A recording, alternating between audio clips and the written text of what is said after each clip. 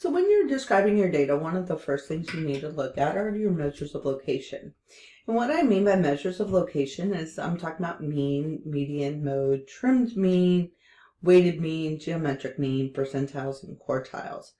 Now, if I take a collection of data from a sample and I do the calculation, I call that a sample statistic. But if I collect the data from the entire population, I call that a population parameter. Our sample statistics are being used as point estimates to kind of figure out what the population parameter should be. So the first one we're going to look at is mean. That's probably the most common one you've seen. It provides you a measure of central location, and it's just basically the average of your observations. So when you have a sample mean, you're looking at X bars. So you're looking at the values for all of your observations in your sample divided by the number of observations you have. With your population mean, you're using the symbol mu, and then what that means is you're just going to take the sum of all of your available values and divide it by how many you have. Capital N represents the number of observations around the entire population.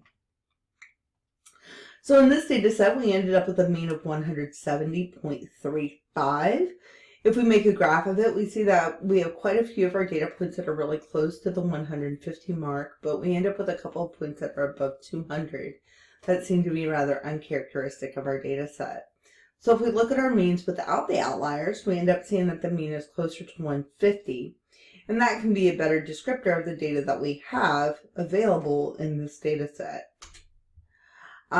Here we have a list of all of our observations for 70 apartments that were randomly selected. And so we take the sum of all of these observations and divide by 70 to get 590.80 as my average rent across this town. Median tells me the middle of my data set. So we need to make sure we take our data and we arrange it in ascending order. If we have extreme values, the median can be pretty robust as our measure of central location. It's often measured or used to report maybe income values or property values. But if we have a few extremely large incomes or property values, it can inflate your mean, but your middle stays the same. So that's one of the cool things about using median. If we're trying to find the median when we have an odd number, when we have, for example, 7 observations, we're going to take these observations and list them in ascending order and find the middle observation. So here our median is 19. If I have an even number of observations, for example, 8 observations, I'm going to find my middle 2 observations and find the average of those values. So in our example of apartment rents, if we take all those values and we sort them in ascending order and we find the middle piece, we end up with a median of 575. Another thing we have is called a trimmed mean, which is the arithmetic mean after we've excluded the greatest and smallest percentages of the data. The smallest and greatest values can be viewed as outliers. So when you compare your trim mean to your regular mean, this allows for you to kind of compare the impact of those values that are at the end. So here you typically are going to either eliminate the smallest and greatest 5 to 10%. So here we have our data set and another data set on the inside. And when we've selected the top 5% and the bottom 5% to remove them, and then we find the mean of the numbers that are presented in the purple area in the middle. So with mode, that's going to be the observation that occurs the most within your data set. You can have more than one observation that occurs as frequently as another one.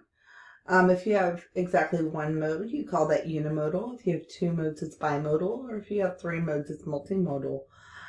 If you're finding mode using Excel, it's only going to give you one of your mode values, so be aware of that if you're doing that by hand. Going back to my apartment rents, I see that I have 550 that occurred 7 times, that occurred more frequently than any of the others. So the mode for my apartment data set is going to be 550. Our next value that we're going to look at is our weighted mean. The big thing you've got to pay attention to is the choice of your weight. That's really going to kind of depend on the application of your analysis. So here you're going to take the weight and multiply it by the observation divided by the sum of your weights. You might have seen this if you've calculated your grade in a class where you have 60% of it come from exams and 40% of it come from homework. So you take your percentages from exams and multiply it by 0.6 and your percentages from your homework and multiply it by 0.4, and you add them together to get your grade for your class. It's the same concept here. So in this example, we have a construction project going on, and we're trying to figure out what our average hourly rate is based on how I actually use my workers. So you could just take a straight mean and you average these these five types of workers together and find that the simple mean is $21. But when we take into account the number of hours that everybody has worked, we end up with an average hourly rate of $20.05. We have our geometric mean. That's typically used when we're trying to analyze growth rates and financial data. It can be applied anytime you want to determine the mean rate of change over a successive period of time. And so here we can be looking at our growth factors. So periods 1 through 5, we look at our percentage return and find our growth factors for each of those periods and plug it into the equation to get the average growth rate per period being negative 2.248%. So how do you know which central tendency to use? You could use mean or median if you have ordinal data, period. That's all you can use. But if you have a ratio or interval data, you can calculate the mean and the median. And when you're doing this, you need to make sure that you're checking for data integrity. So when you do that, you examine your maximum and your minimum, and you plot your data. If you analyze the data with outliers, you might want to explain why you thought there were outliers and why you thought it was appropriate to exclude them. You might want to use the median or trend mean if you need a more robust measure to outliers. Many studies are going to involve studying the difference between population means. So using the mean can be dictated by the objective of your study.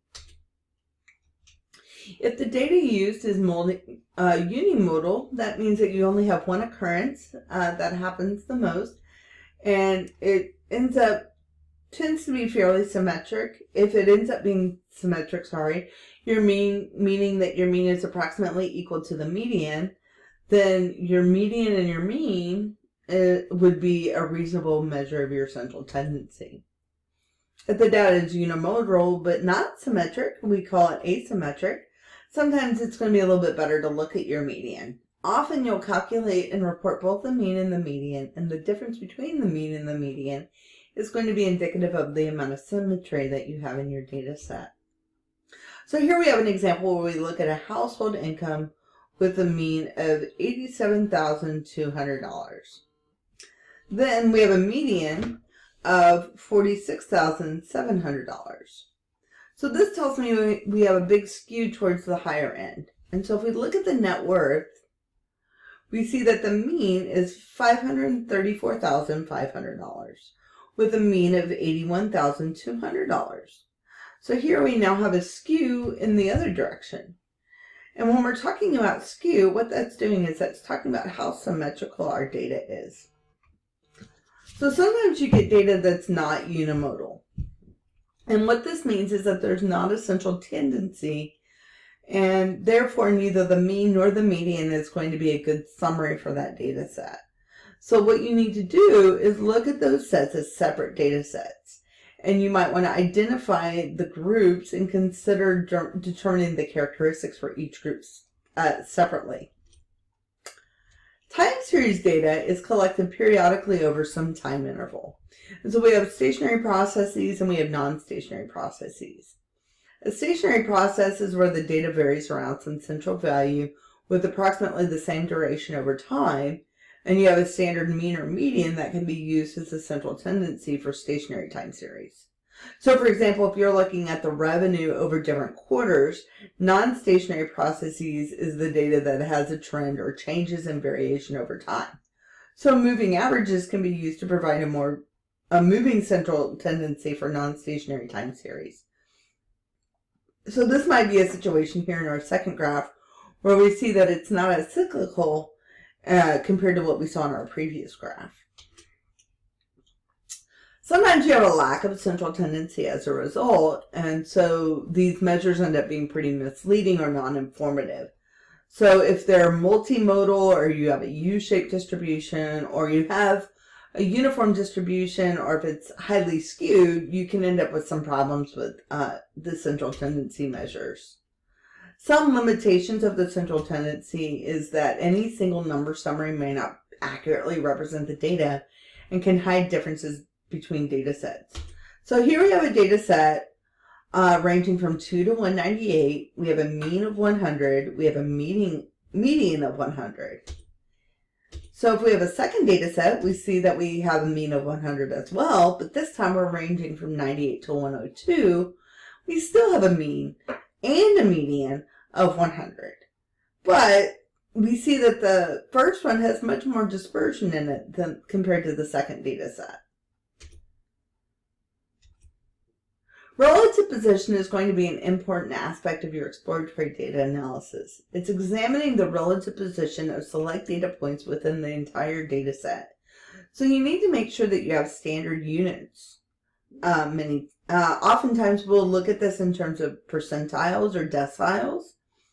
And when I'm talking about standard unit sets, meaning I'm talking about standard deviation. So when you're doing this, you'll have to translate your data points into standard units, also known as z-scores. So your z-score is telling you how many standard deviations away from the mean your observation is. The way you calculate z is by taking your observation value, subtract the mean, and divide by the standard deviation when you're looking at a sample. So if we look at z-scores, if we have a z-score greater than 0, that's going to indicate that the data point is greater than the mean. A z-score that is less than 0 is going to indicate that the data point is less than the mean. And z-scores that equal 0 are going to indicate that the data point is on the mean. So when you're wanting to see if your data point is fairly typical, you'll want to find a z-score that's between -1 and 2. And you have a z-score that's greater than positive or less than -2. So generally we indicate that it's not a typical value if it's outside that plus or minus 2 range. Percentiles also give us some information about how that data is spread out. An example of when you've seen percentiles would be maybe in college admission scores. And the way you calculate it is you're going to take p out of 100 times n plus 1 to find that position. So let's go to our apartment rents and try to find the 80th percentile. So we're going to use the formula LP of p over 100 times n plus 1. So 80 out of 100, that's because I have the 80th percentile, times 70 plus 1. So I have 70 observations plus 1. So my position is 5.68. So the 56th value plus 0.8 times the difference between the 57th and 56th values. So to find that 80th percentile, I'm going to do 635 times 0.8 multiplied by the 649 minus 635. And so when we look at our percentile, that means that at least 80% of the items take on a value of 646.2 or less. And that means that 20% of it is going to be more. Quartiles are very specific percentiles. So your first quartile is the 25th percentile. Second is your 50th percentile, which is the same as your median. And your third quartile is your 75th percentile. So when we do our percentiles with our apartment rents, we find that our position is 53.25. So 25% of the way between 625 and 625. But since they're the same value, it makes it really easy to find that the percentile is just 625.